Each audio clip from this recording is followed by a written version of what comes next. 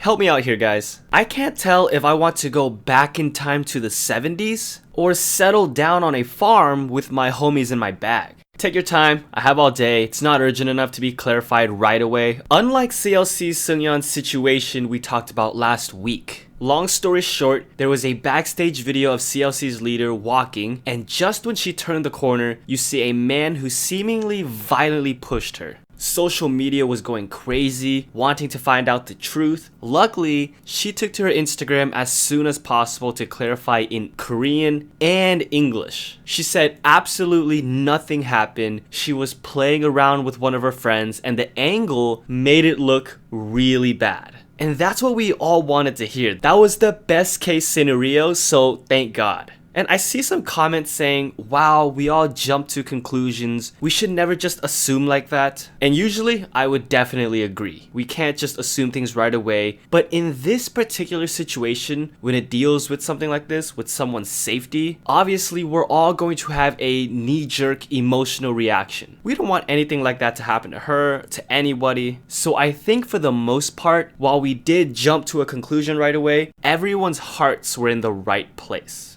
I mean, everyone jumps to conclusions at one point or another. I'll give you an example. A fan told Jennie to clap if she hated YG, and in that same live stream, at that moment, she clapped slyly. I don't know whether or not it was intentional, but I think a little part of all of us jumped to the conclusion that it was deliberate. Like, it couldn't be a coincidence. Actually, I'm very curious, if you guys have seen that clip, or if you can find it, do you think she clapped because she saw the comment? I mean, if so, you really can't blame her. Things at YG are a mess right now. I feel so bad for the Treasure Box kids. I've been following their journey, really looked forward to seeing them. Now, it seems like we might never see them, or at least the way we want to. This is all squarely in the rumor box right now, so we'll talk about it when something becomes more solid, but that's 2 YG survival shows that ended up with broken promises. I admit, survival shows can be very entertaining, but some of them seem very abusive and manipulative. It just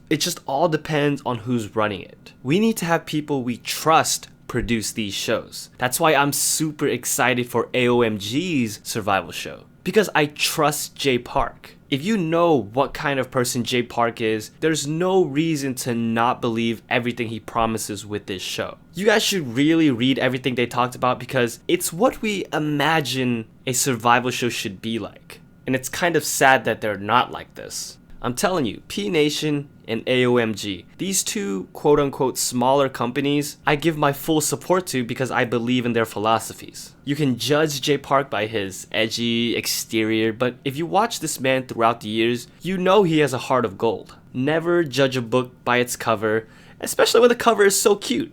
Who knew this girl would end up getting all these tattoos? Who am I kidding? We all knew. Chaeyoung is one of those, she's a free spirit that marches to the beat of her own drums. Even JYP Entertainment knows, look at this CEO manager concept photo shoot they did, and look at how they perceive her compared to the others. I think that's awesome. I think her new tattoos are very unique. They're in very interesting places. And I think the best thing about these tattoos are the memes that people are making. So yeah, lesson of the day, never judge anything or anyone at first glance.